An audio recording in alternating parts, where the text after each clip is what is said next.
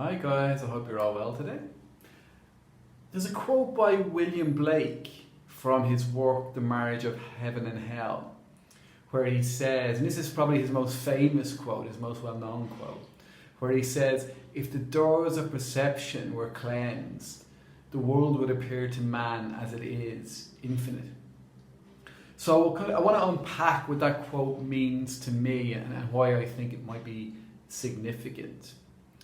One thing I realised, and having this realisation is what allowed me to change my life for significantly better, to kind of start to experience well-being, was this understanding that the problem was my perception.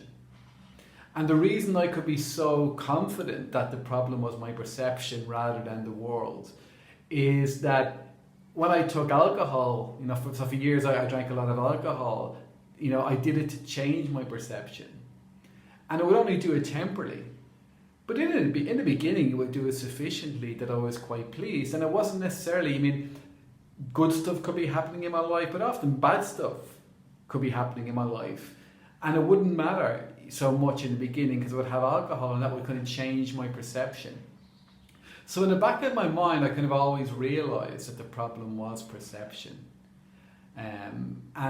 And that the answer, to get what I actually wanted would involve working with my perception or altering my perception or changing my perception, however we want to kind of think about it, which is a hell of a lot easier than having to change the world and make the world kind of fit my particular specifications.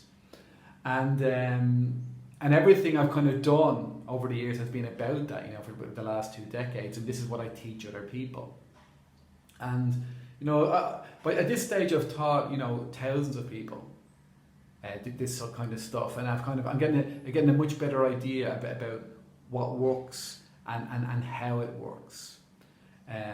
So in regards to this idea about perception, when I talk about perception, and when William Blake mentions this idea of to see the world as it is, infinite, what that's referring to is that at any given moment, there's potentially, now obviously I haven't counted, there is an infinite number of things that we could be aware of.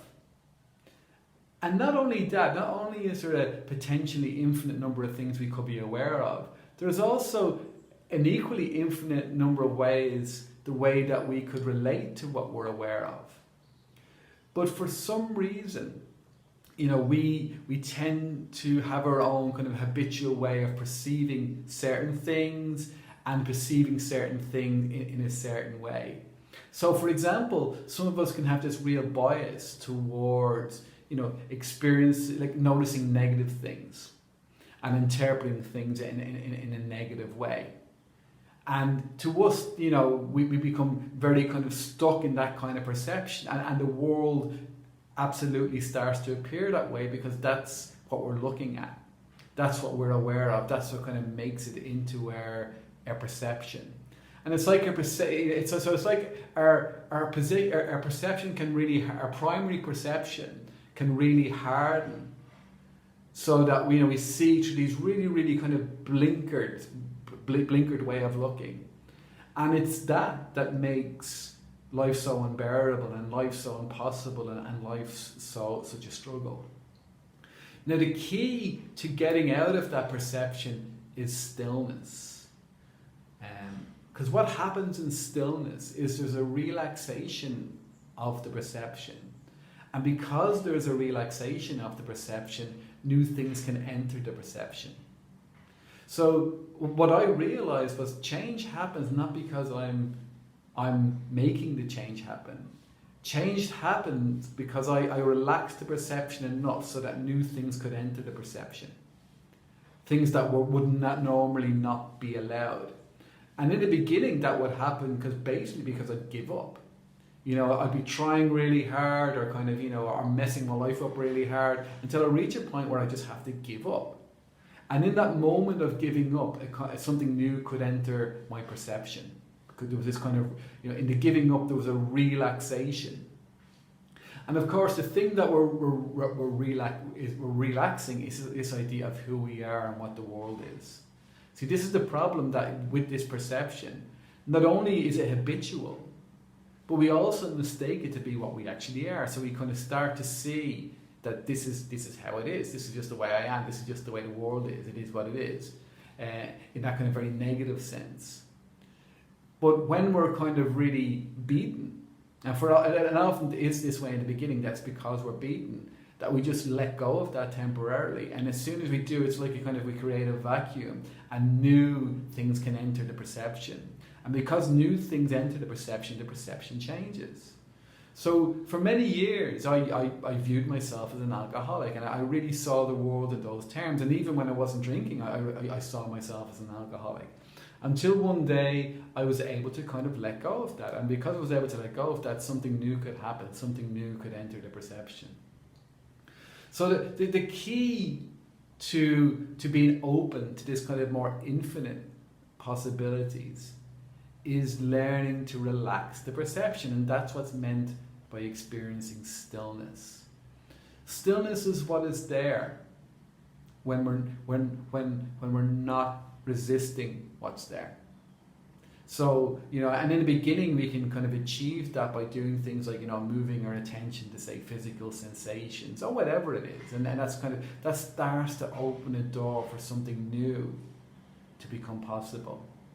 And in the beginning, we may only be able to achieve this for seconds at a time. But it's a start. And this is why I say to people, I say to clients that the most important thing we can ever do is to spend time in stillness, to be still, to be in that state where, because it either happens, as I say, two ways. Either life forces us to surrender, we're beaten and we give up, or we learn how to let go.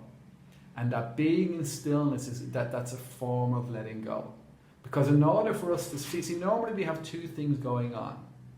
We have what's coming, the information that's coming to our senses, and then our inner story, our inner kind of conversation about all of that. And stillness arises when we move our attention, at least initially. It's a technique for doing it. Initially, we start to become aware of stillness by just moving our attention to one of those things. And in this case, it would be the sense information, the five senses. And because we're doing that, the conflict is no longer there, the resistance is no longer there. See, the mind is, our thoughts about things is always kind of arguing what's there. Especially that kind of, well, this shouldn't be happening, or that shouldn't be happening, or this should be happening.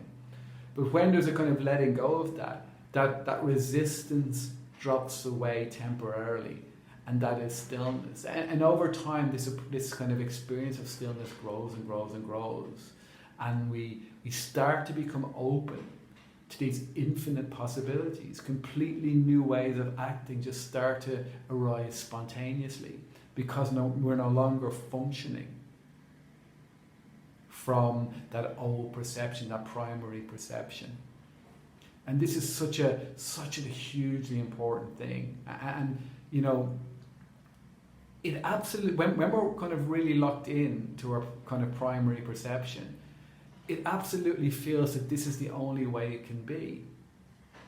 But then we kind of find a drug or something, and the drug temporarily lets us escape that. So of course we're going to be very interested in that, and it's no wonder we become so enthusiastic about that, because being locked inside a perception is hell.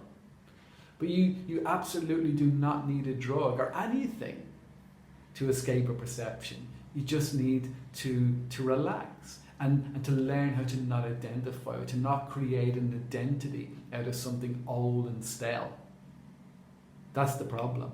Creating an identity out of something that's old and stale and stuck. It's like, still water. Water that's not moving. Don't drink from water that's not moving. It's probably poisonous. And it's the same what happens when our perception solidifies. We're caught in these kind of old ways of looking at things. And for things to be, for our perception to work smoothly, it has to be always changing, always adapting, always open to new things, completely new ways of behaving. Because every moment is unique, so it requires always unique and new ways of reacting. So that's probably going to be it for today, guys. We're doing really well with subscriptions. We're now, my last time I looked, we're at 399. So if you get up over 400, that'd be great. Your likes are always welcome. And leave a comment if you will. And thanks very much for watching. Goodbye, guys.